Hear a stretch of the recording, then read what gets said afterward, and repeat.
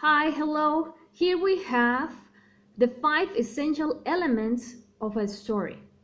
A story has 5 basic but important elements. These 5 components are characters, the settings, the plot, the conflict, and the resolution. These essential elements keep the story running smoothly and allow the action to develop in a logical way that the reader can follow. So the first part is characters. The characters are the individuals that the story is about. The author should introduce the characters in the story with enough information that the reader can visualize each person.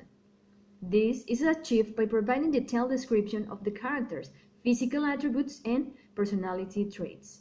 Then we have the setting. The setting is the location of the action. An author should describe the environment or surroundings of the story in such detail that the reader feels that he or she can picture the scene.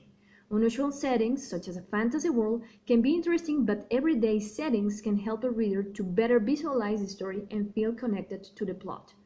Then we have the plot.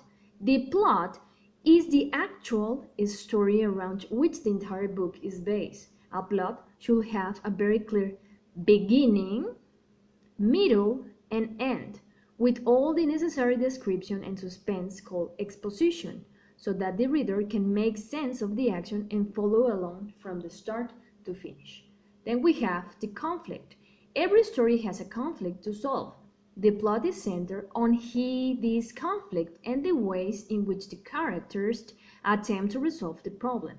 When the story's actions becomes more exciting, right before the resolution, it is called the climax.